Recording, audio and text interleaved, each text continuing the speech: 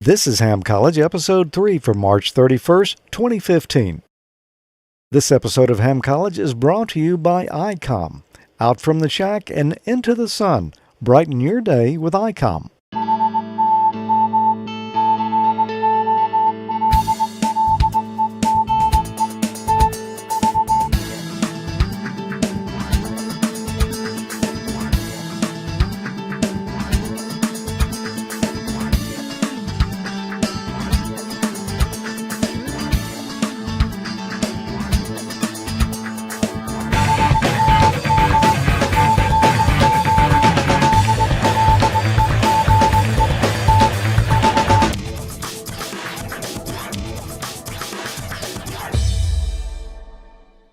Hello and welcome to Ham College, episode number 3. I'm George. I'm Tommy. And we've got another fine show lined up for you this evening.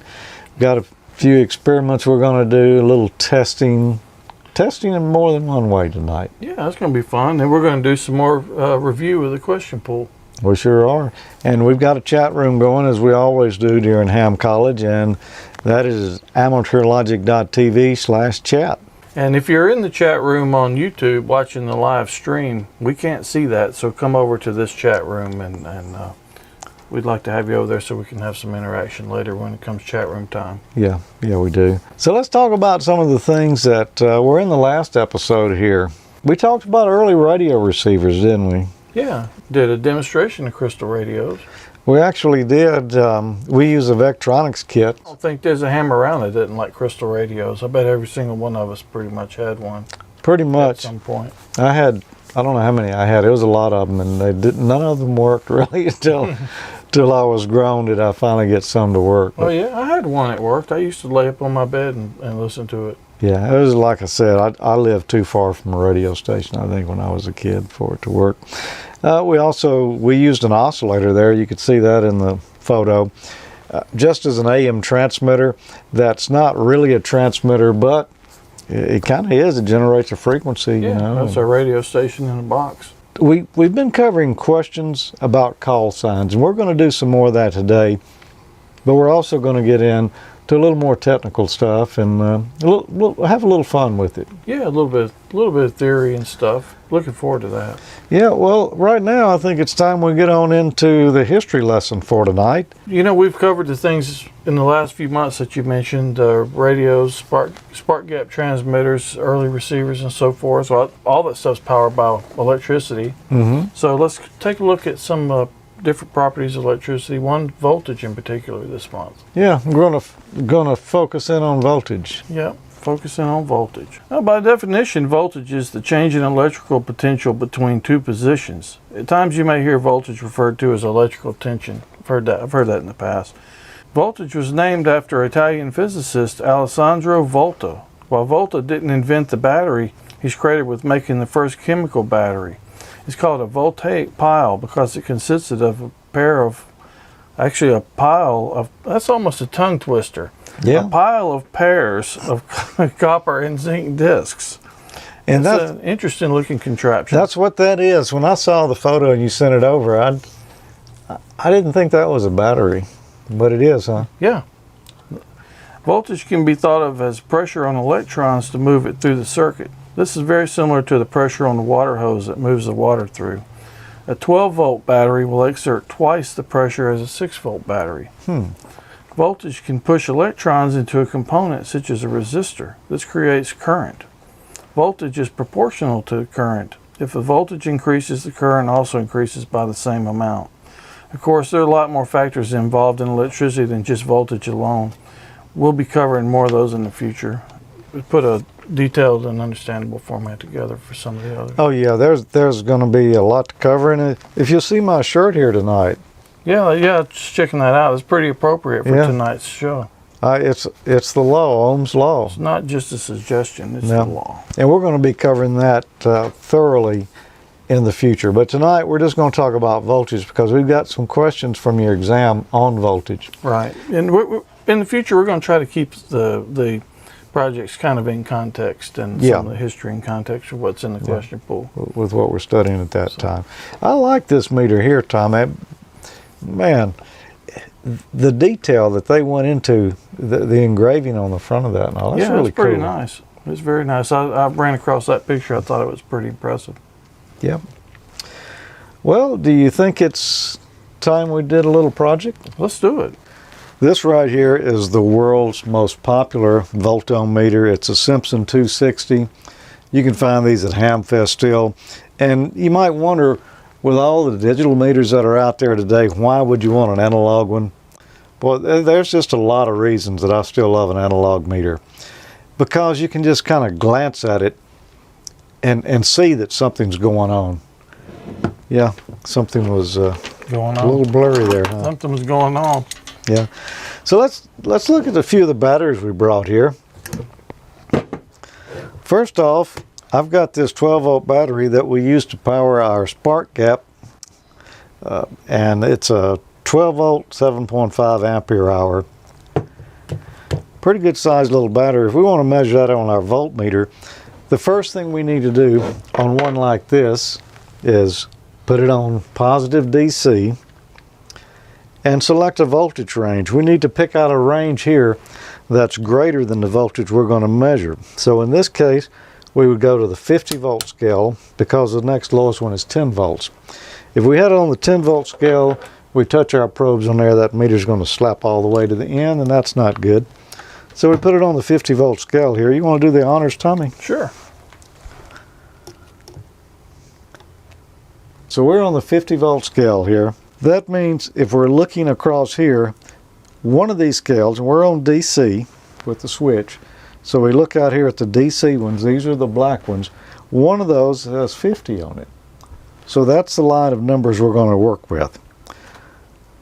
So if we come across right here where it says 10 is 10 volts, of course then 20, 30, 40, 50, we're 3 notches above 10 volts there, so that means we're at 13 volts. That's And probably that's a 12 volt battery. Why are we at 13 volts? Well, let's verify that we are. This is an old Radio Shack meter here. I don't know how old this thing is, but on it, we're going to the range of numbers here that are under DC. We need a voltage that's going to be a little higher than that battery, so we're going to put it on 20 volts. And if you'll do the honors there. Oh, well, my hands are quit shaking. This says it's 12.8 volts. So That's pretty close. They're pretty close to each other. Yeah, some slight variance there. Now, reverse your leads. You've got the black on the negative and the red on the positive. Reverse them there. And it says negative 12.79 or 12.8. It's okay on a digital meter. Your positive and negative don't absolutely have to be correct. But on an analog meter, yeah, you pretty much need to put the red lead or whatever's plugged in the positive on the red terminal or the positive terminal there, or else it's going to make that meter try to slap backwards. That's not good.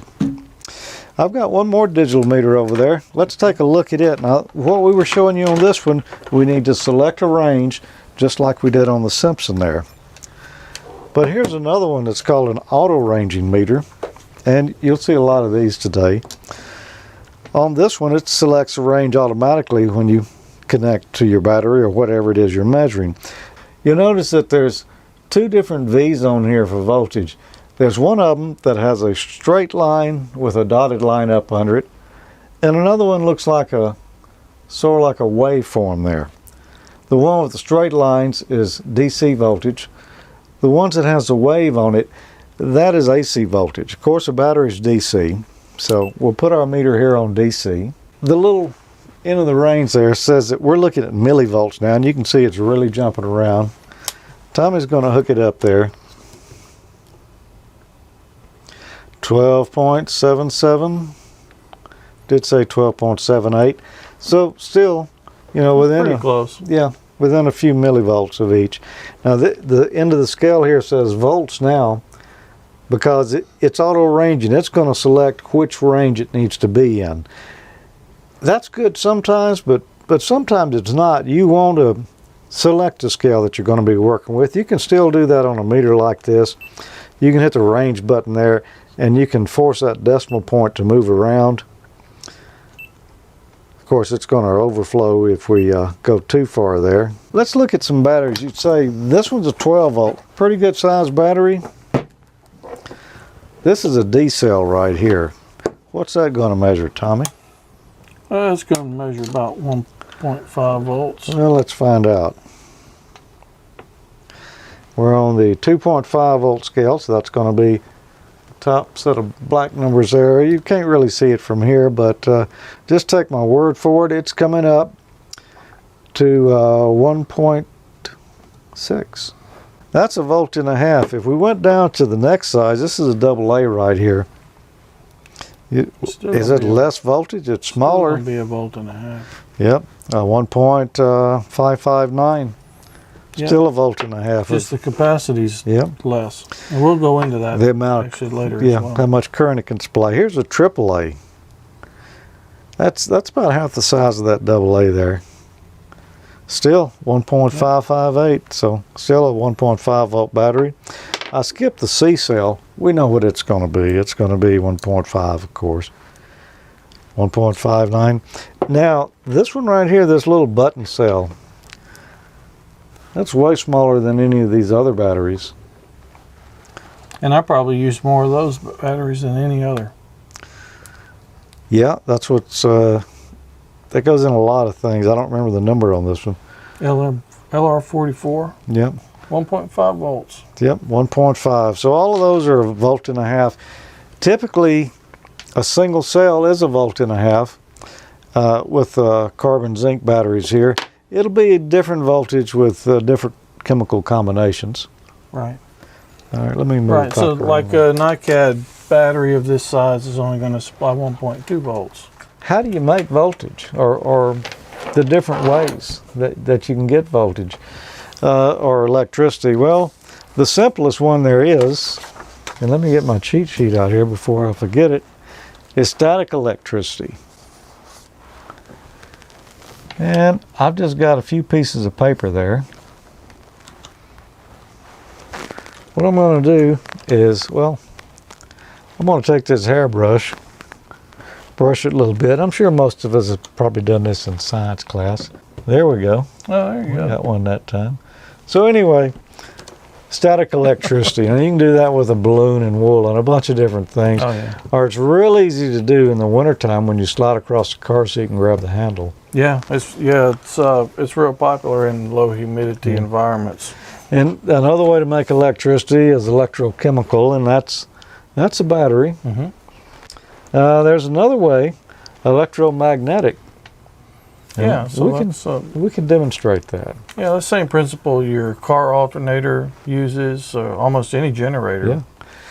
Here's a little motor. Now, would you think that could be a generator too?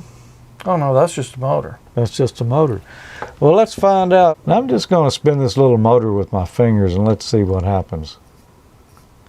You notice that meter's jumping backwards?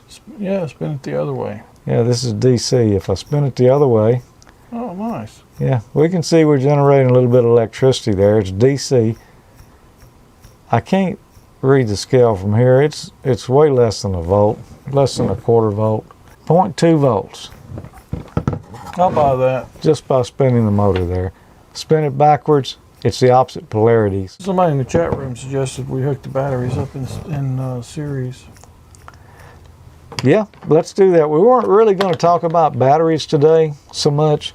We're mostly going to focus on voltage, but But it is a good That's a good example point. of combining the voltage. yeah. So we'll take a D cell here and a C cell. Now we just measure the D cell.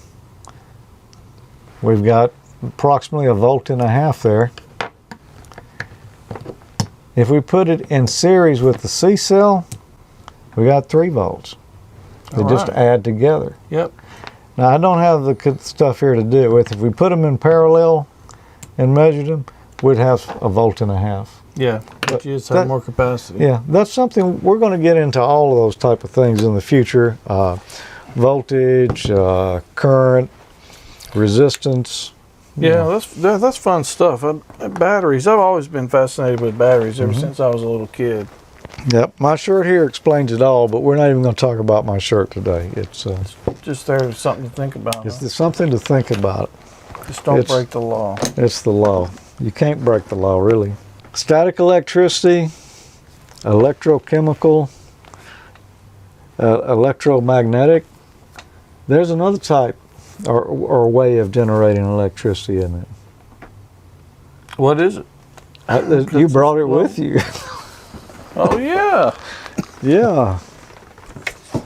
Solar. Solar power. Harness the power of the sun. Here. Oh, you got alligator clips on it. Well, let's hook that up and see if we can get any voltage out of that. We're going to harness the power of the studio lights. All right, we're on 50 volt scale here. Let's just see if those studio lights are bright enough to produce any voltage. Well, actually they are. Let's see what that is. Yeah, I was getting like 15 volts out of it earlier. And that's exactly what I'm getting now, 15 volts. There's one more thing I want to show you about this meter. You see that little mirror behind that scale there? You can see it because it's kind of shiny here. There's a reflection of that pointer in that mirror right there. This is what's called a mirrored scale, and not all meters or analog meters have this. The way you're supposed to use that, you've got what you call parallax error. If you're standing off to the side and reading this, the numbers are going to look different than if you're standing in the middle or on the other side. So to get rid of that error, what you do is you look right there at the reflection, and you can see as I turn the meter here, if I can get it to where the light shines, you can see the reflection is off. You move your eye till you're exactly in line so that the reflection is right in line with the needle itself. Oh, yeah. Then you know when what you're reading there is the exact right spot on the scale. That's 10 and 3 marks past, 13 volts.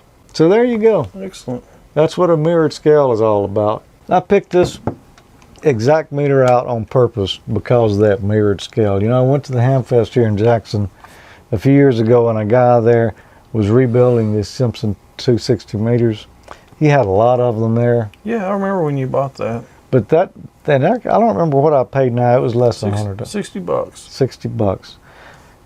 I purposely picked out the one with the mirrored scale because I knew what that was about, and I think this was probably the only one he had at that time. Really? But you'll see these at Hamfest. Pick you up one. It's less than $100. I really like having an analog and a digital meter. Both have their strong points, but there's certain things that you can do with the analog so much easier than you can do with the digital. Yeah. Now, maybe not quite as accurate on some stuff, but a lot of measurements that really doesn't matter. But we'll be looking at some more of this in the future, and we've looked at that type of thing on Amateur Logic before as well. $60, that was a pretty good deal. That thing's in really good shape too. Oh yeah, they practically look brand new. Mm-hmm. So we're going to be talking about meters some more in the future. The different kind of measurements that you can do, the different components of electricity like current, and resistance, and power. You know, we're going to dig into that deeper. We were just briefly touching on voltage today because that's what we were at. Right. Questions on voltage. So we'll be going further than that. Be careful when you're measuring live circuits, particularly, you know, something with a higher voltage like, you know, that 110 volt AC. Be particularly careful with that. Don't do it if you don't know what you're doing. And never measure the ohms of an electrical socket. Never measure the ohms of a battery. Never measure ohms on any circuit that's energized, unless you want to let the magic smoke out of your meter, because it's... Is that the voice of experience? That is the voice of experience. I did not do it myself, but some of my friends did it, and I witnessed knew a guy, it. Huh? Yeah, I once knew a guy. So not a pretty thing. Yeah. We're going to be doing something special at Dayton this year, aren't we? Yeah, that's going to be a lot of fun. We're going to do Amateur Logic live from the Icom booth on Saturday, which is May the 16th, from 2 to 4 p.m. Eastern Daylight Time. Icom is setting up a special stage and set just for us to do that. Yeah, it's going to be streamed. It's going to be streamed live. And plus it'll be taped and released later as a regular Amateur Logic episode as well. Yep. But But if you're at the Dayton Hamvention, come by and see us, and Yeah. wear your Amateur Logic shirt. Come Yeah. represent him. Show the colors, because, you know, Tommy and I are going to feel pretty bad if we show up there to do this and we don't have an audience. Yeah. You know, we need We're the a only big ones in that crowd. whole big hall. Yeah, that's the. I don't think we could empty the whole thing out, but I don't think we could either, but it's going to be a great time. We are currently trying to plan out what exactly we're going to do, because this is a special event. It's a 2-hour live Amateur Logic from Hamvention. yeah, it's kind of a big deal for us. So we're putting a lot of thoughts into it, and hopefully we'll have something pretty special. Yep, and we appreciate Icom hosting that for us Yeah. and allowing us to do that there. Absolutely. So we'll let you know more about that as it gets a little closer to time. Speaking of Icom, you know, they bring Ham College to you. Let's have a message from them. Out from the shack and into the sun. Brighten your day with Icom's selection of handhelds, mobiles, and HF rigs. Step outside with Icom's ID51A Plus digital dual bander. Features include free downloadable RSMS1A Android app, near-me repeater function for D-Star as well as analog repeaters, and integrated GPS. Hit the road with Icom's analog IC2730A mobile or the digital ID5100A with internal GPS.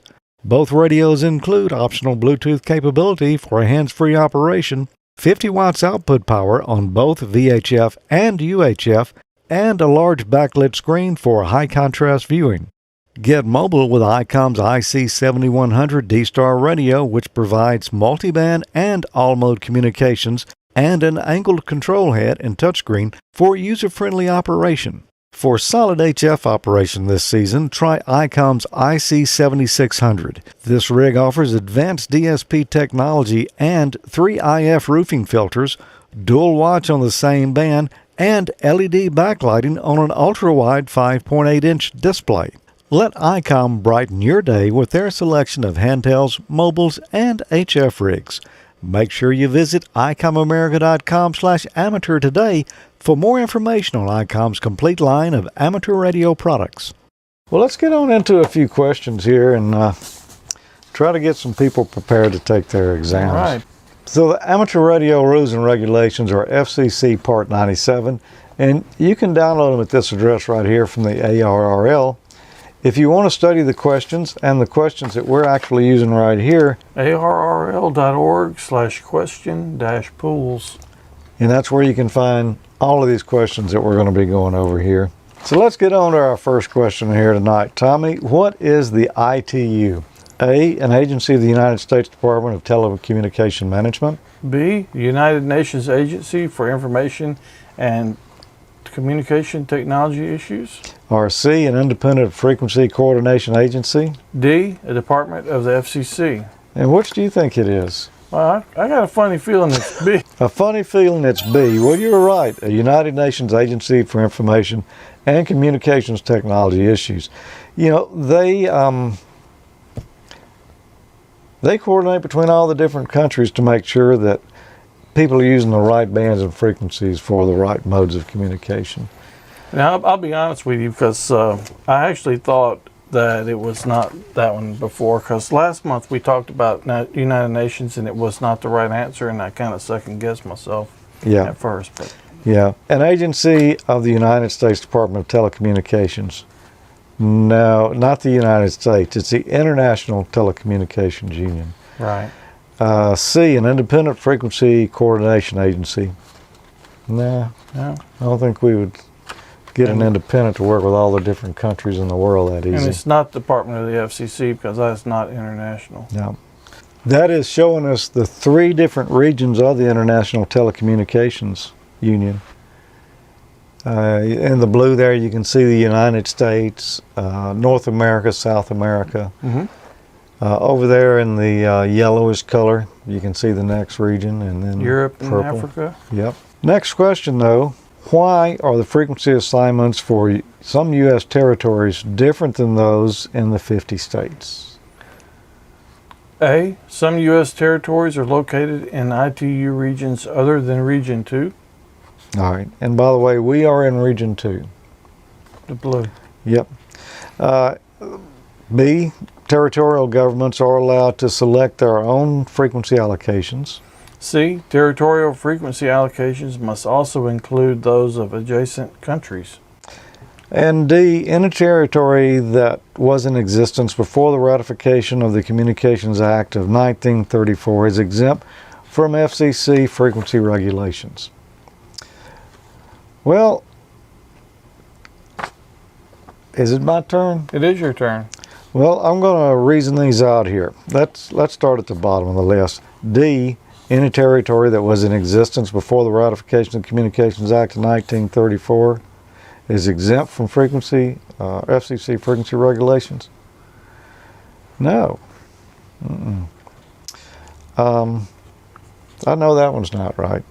C, territorial frequency allocations must also include those of adjacent countries? No, not necessarily. B, territorial governments are allowed to select their own frequency allocations. You know that's not right, so it's got to be A. Some U.S. territories are located in ITU regions other than Region 2. Yeah, that's the only one that really makes any sense. And that's it, because, you know, some U.S. territories are in different regions of the world, and not in, ITU Region 2. Why are frequency assignments for U.S. stations operating maritime mobile not the same everywhere in the world? A.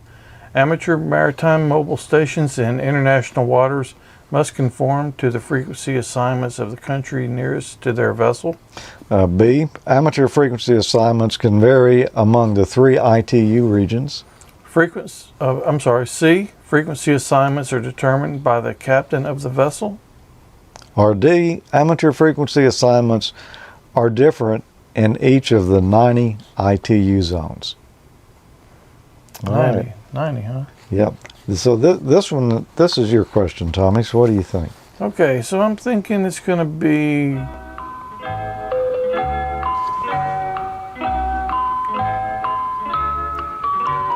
And the Jeopardy music is playing here. A. You think it's A? B. That's B. what I said. I was right. No, that's not what you said. You don't get a fist bump on that one. Why are frequency assignments for U.S. stations operating maritime mobile not the same everywhere in the world? Well, A, amateur maritime mobile stations in international waters must conform to the frequency assignments of the country nearest to their vessel. Well, you know, that almost sounds right. Yeah. And if you look at it on the map, it probably, in a lot of cases, it probably is right. It probably is. But, well, let's look at C. Frequency assignments are determined by the captain of the vessel. Yeah, that's hokey. Yeah, that's not it. D. Amateur frequency assignments are different in each of the 90 ITU zones. It must have had an expansion. Yeah. Bumped it up to 90. Yeah, because there's only 3 ITU zones, so you can pretty much rule that one out. So B, amateur frequency assignments can vary among the 3 ITU regions. There you go.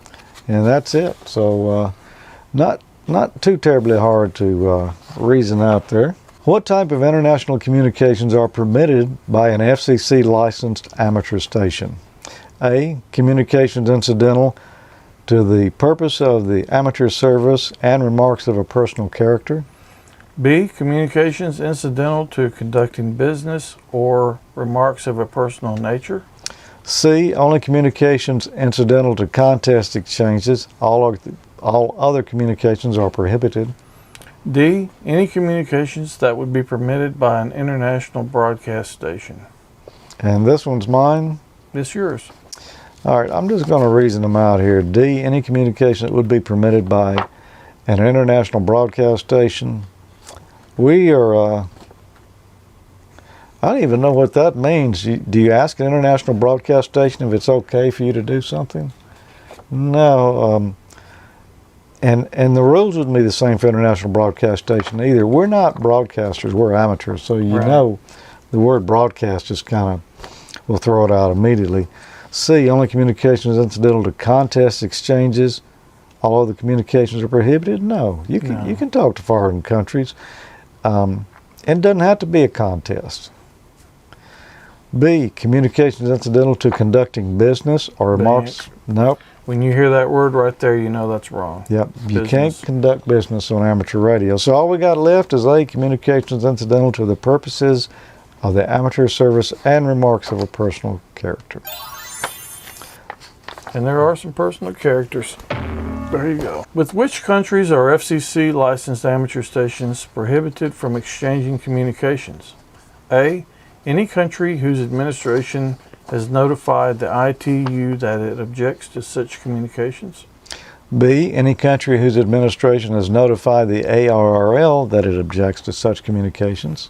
C, any country engaged in hostilities with another country. Or D, any country in violation of the War Powers Act of 1934. Okay, what do you think it is? Well, it's your turn to answer. Yeah, no.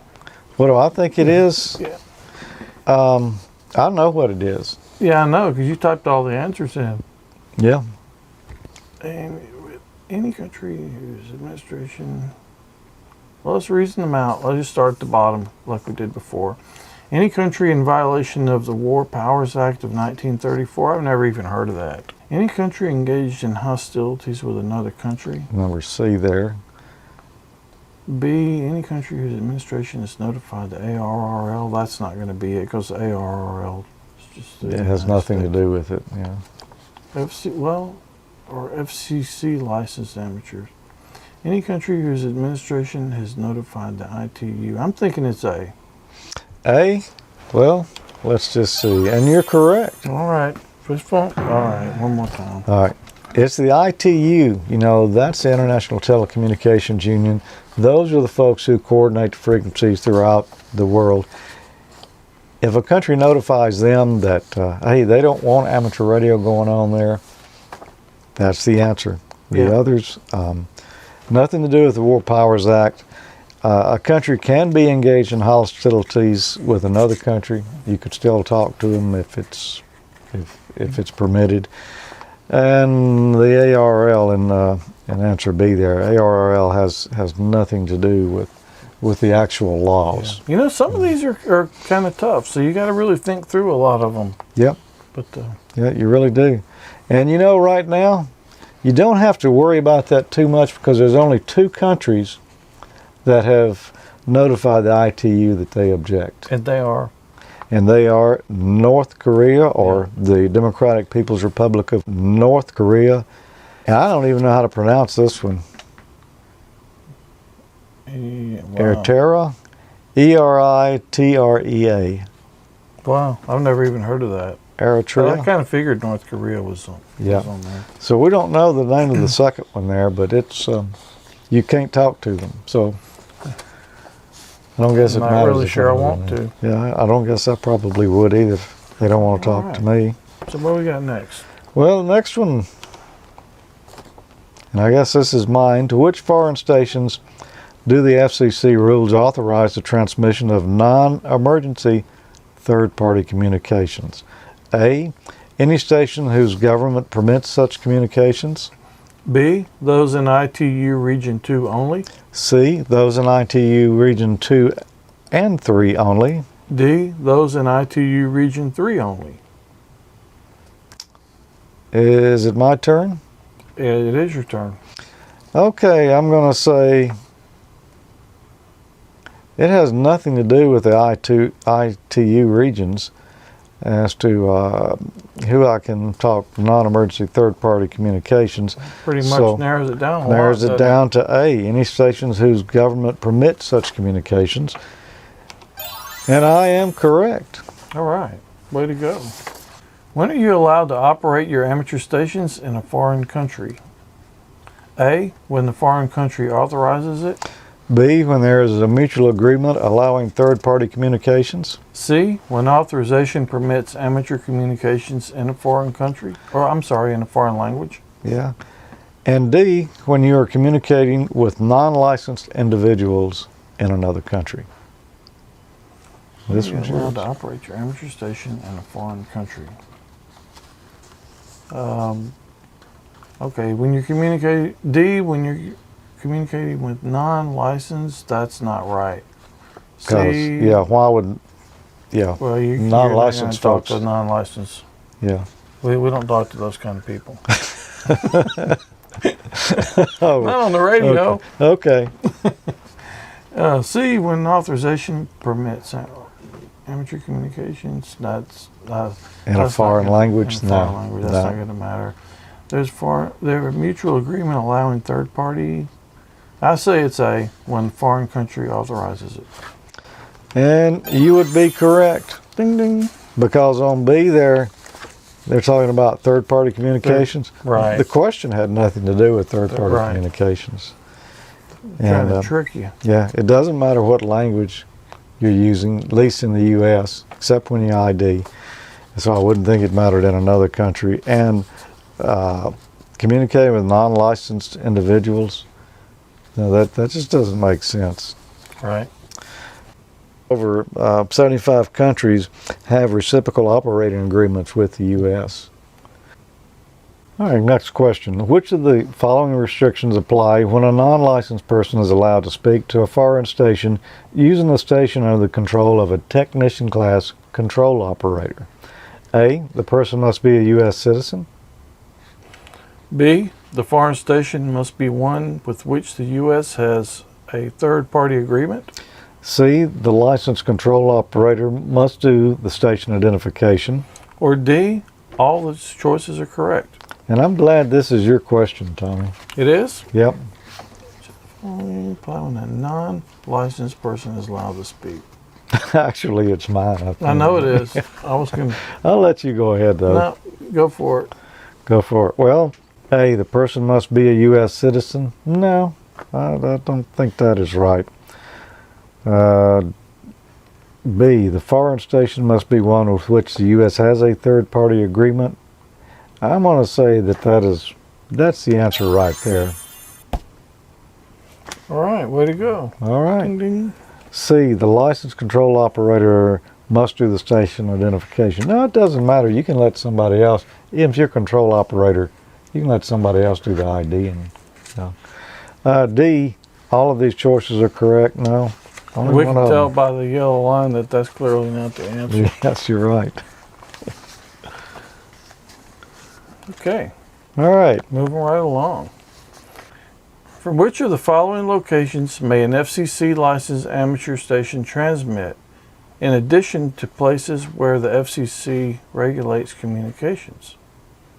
That just reads kind of weird, doesn't it? Yeah, but I think I got it now. Okay. A, from within any country that belongs to the International Telecommunications Union. B, from within any country that is a member of the United Nations. C, from anywhere within ITU regions 2 and 3. And D, from any vessel or craft located in international waters and documented or registered in the United States. This is gonna kind of say- a tricky one. Yeah, I'm going to say it's a D. D. Yep. This is a tricky That one doesn't here. even make sense to me. From which of the following locations may an FCC licensed amateur station transmit in addition to places where the FCC regulates communications? Yeah, you know, This is a really That's weirdly it. worded question Yeah. to me. it means I've got an FCC license. Where else can I transmit besides where the FCC controls things? And it's from any vessel or craft, international waters, and documented or registered to the United States. You know, you would think some of these others might be correct, like A, from within any country that belongs to the International Telecommunications Union. I think the key there is within any country. No, within certain countries you could, if There was an agreement. yeah, if there's an agreement. B, from within any country that's a member of the United Nations. No, the any country thing I think throws it out. Okay. We could talk from some countries that are members of the United Nations. And C, anywhere from within ITU regions 2 or 3. The regions, that's Yeah. not it. I get it. It kind of makes a little bit more sense. Yeah, it's a little tricky. that's a really tricky one there. Yeah. So really be on the lookout for that one if it comes up on your exam. It may not, but you never know which questions are going to come Yeah. up on your particular exam. So let's move on to the next one here. On which of the following occasions may an FCC licensed amateur radio station exchange messages with a U.S. military station? A. During an Armed Forces Day communications test. B. During a Memorial Day celebration. C. During an Independence Day celebration. Or D. During a propagation test. All right, so I'm going to reason these out. We're talking about an FCC licensed amateur station like you or me exchanging messages with a U.S. military station. That's normally we couldn't talk to them, so I'm going to say D during a propagation test. No, I don't think that's it. During an Independence Day celebration.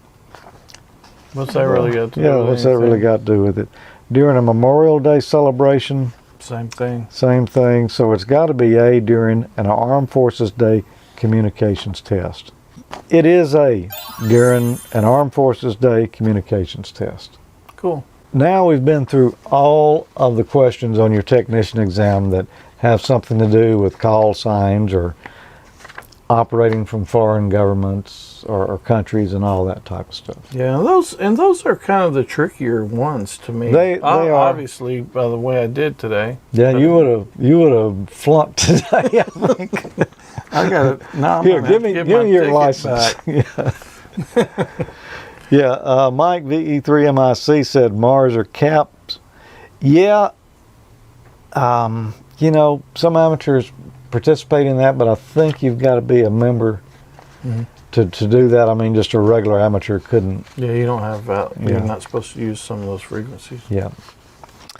So that's all the call sign questions. I'm glad that we're kind of through those. And yeah, me too. yeah, like I said, they're not really the more fun questions that are out there, but there are things that you need to know. Yeah, you need to know them, and they're necessary. Yeah, some of them were kind of tough, really were. Like I say, it's clear that these questions going through these refreshers are good for people that have been licensed for a long time. Yeah. So we've been talking about call signs. You know, if you want to look up somebody's call sign and get more details on that, there's a website you can go to. It's qrz.com. And there's a little box on there. You can type in anybody's call sign you want to, and it'll bring up the details. Yeah. And give you information about, their address, where they're located, a class of license, and all of that. Now, I think the policies have changed on that website so that you have to be a member of it now. And it's free. You just make an account. Yeah. And you have to log in. Then you have access to it. Otherwise, you only get just a little bit basically the name and not much more than that. But qrz.com to look up call signs. There's other ones out there, too.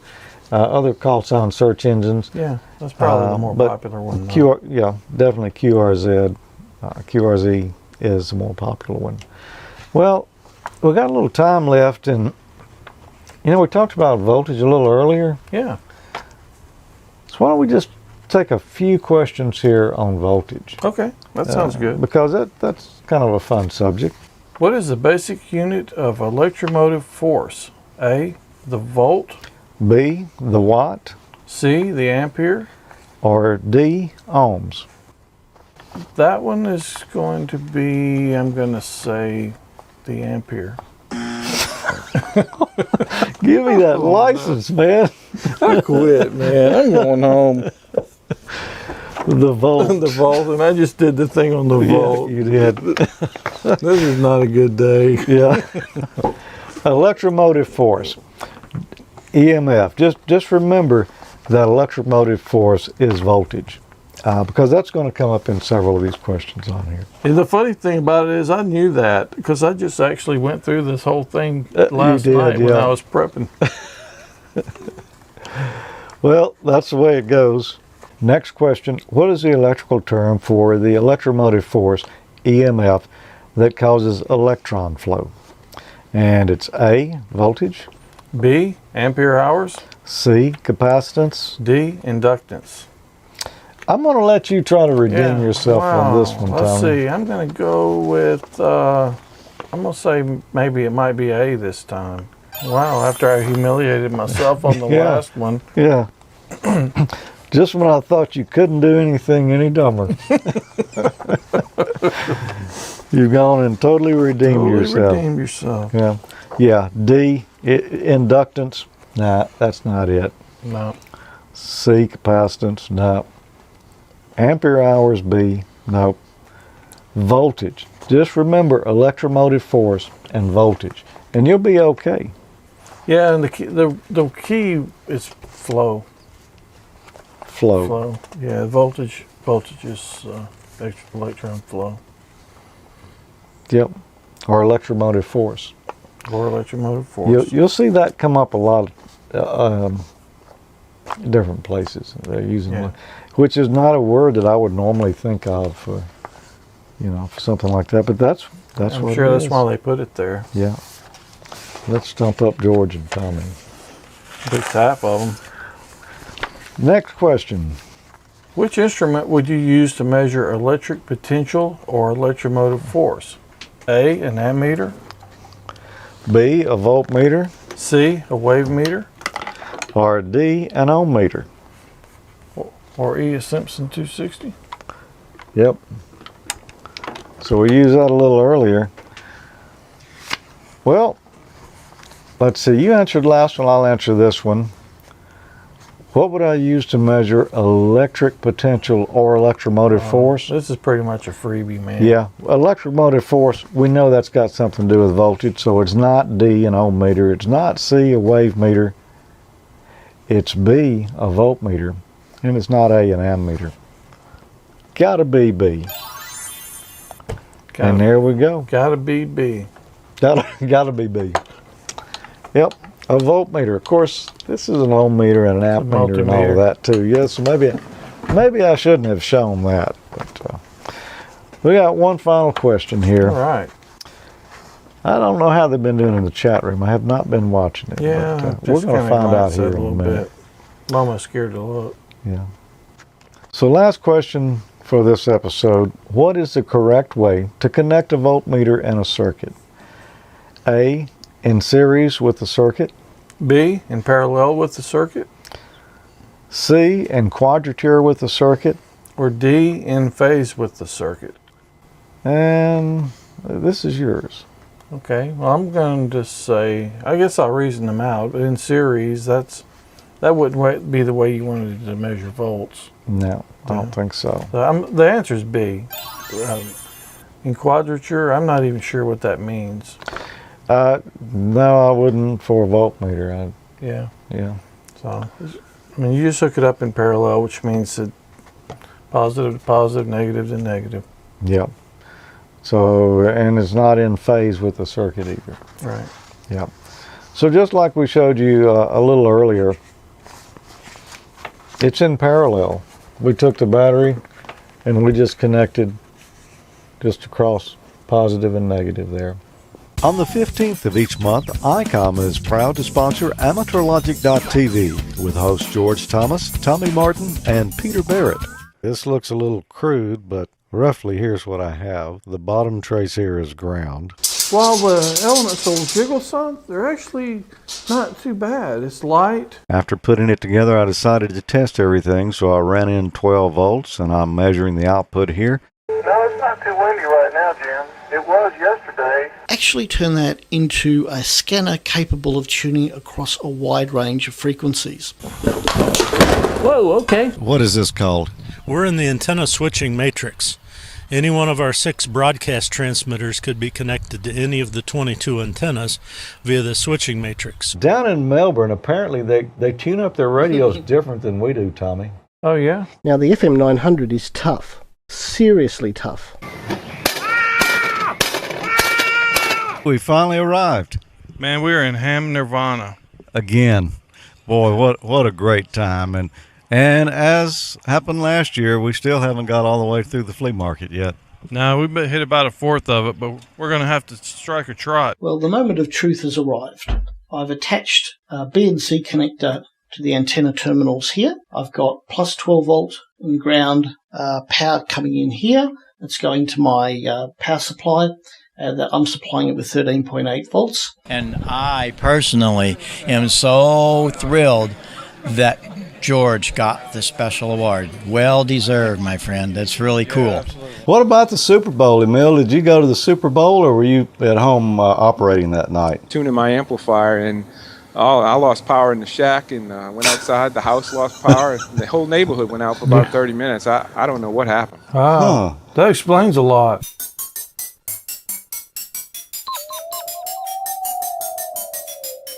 All right, Tommy, sing the theme song here.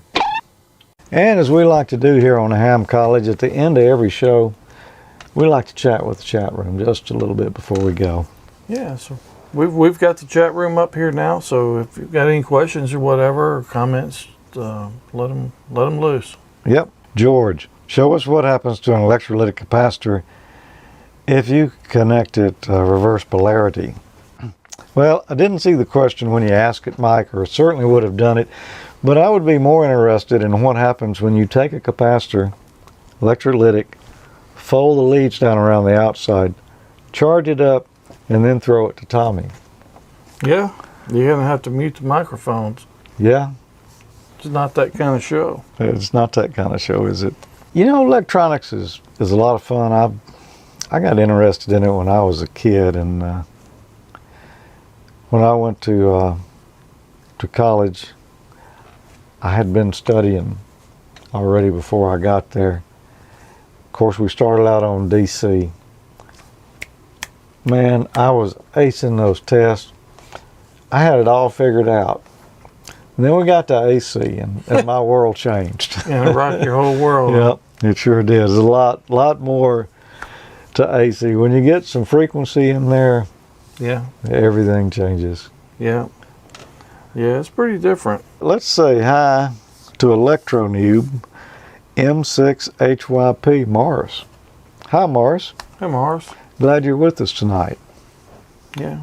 Glad all you guys in the chat room, and girls. I think there's a few ladies out there too.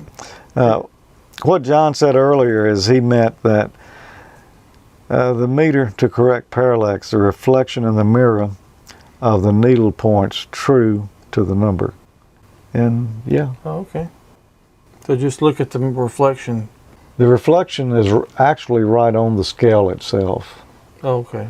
So there's no distance between the needle and the scale. Ralph says you need trig for AC. Yeah, you need a lot of stuff for AC. It's not, maybe it's not as bad as I'm portraying it to be here, but it's certainly a little more difficult than DC. Yeah. But hey, we're going to have to cover a little of that. Yeah. You know, we did some stuff. Actually, was it episode 1 when we were doing emergency power and power inverters, and we looked at the sine wave of a power inverter as opposed to regular AC? It was nasty too, wasn't it? Yeah. You know, I got another inverter after that it's pretty much a pure sine wave coming out of it, nice and clean. Oh, wow. But that little old cheap 300 watt inverter, man, it was nasty, but hey, it was sure nice to have right after Katrina when we didn't have electricity for 3 days. That was episode number 1. Yep. Of AmateurLogic. Yeah, it's a little rough on the eyes. Watch those old ones like that. It is. It's a little blurry, but that's probably a good thing. I hope George and Tommy do not wear lav mics. No one will hear them? Hello. Yeah. Yep, we are wearing lav mics, so. I think he means Dayton. Oh, at Dayton. I'm guessing. That's probably what he means, and we will probably be wearing lav mics just to feed our cameras. Yeah. But what's going over the PA and out on the stream is going to be... yeah, we're going to need some regular mics. Probably going to be a Heil mic. Yeah. Mike has given us a link here to a list of free electronic circuit simulators. You know, those things I've got it here. Are pretty nice.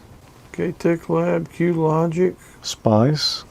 Yeah, they're free analog, free digital, free mixed signal simulators with proprietary licenses. A lot of them.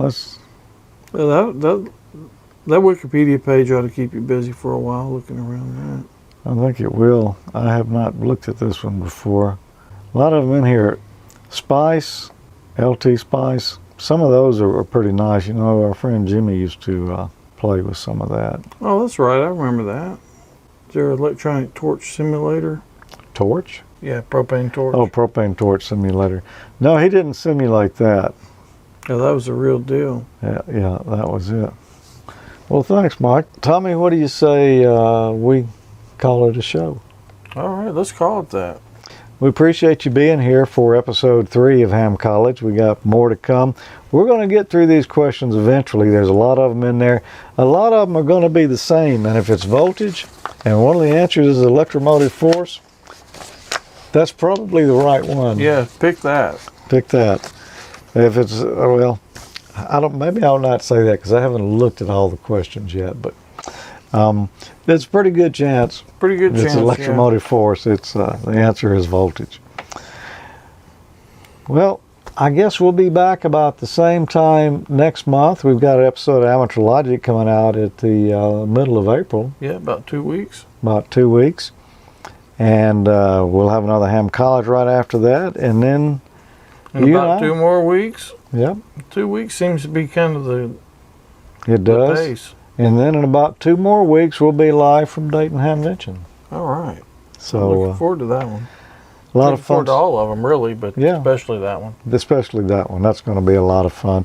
Well, thanks for joining us. And also, thanks for all the comments and feedback we get about the show. And all of you new folks who've just discovered it and wanting to get licensed now, you know, we encourage you. It's worth putting the time and effort into.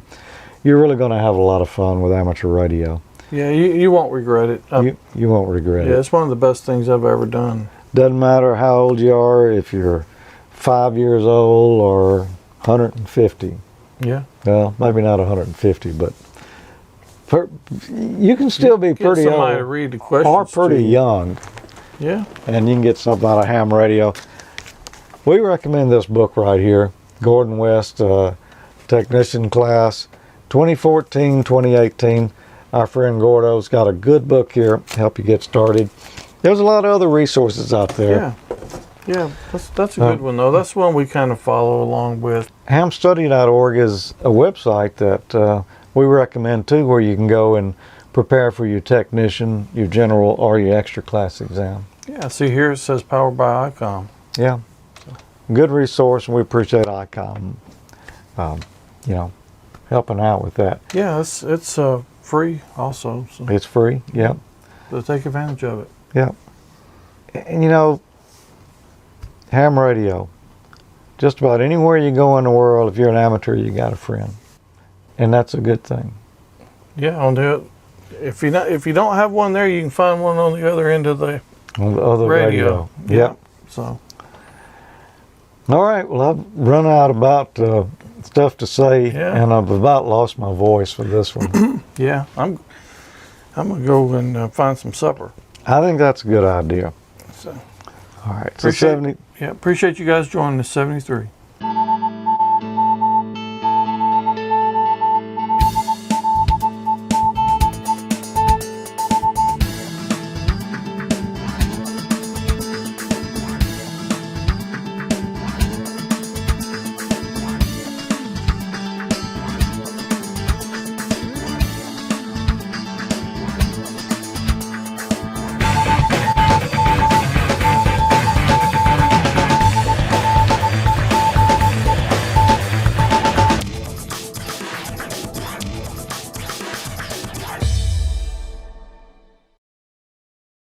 Well, we didn't build anything or blow up anything today, but the night's still young.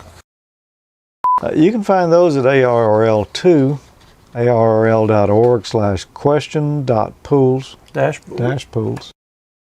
ARRL.org/questions. Nope. No S on the end of that. No. Man, who would have thought that would have been so tough?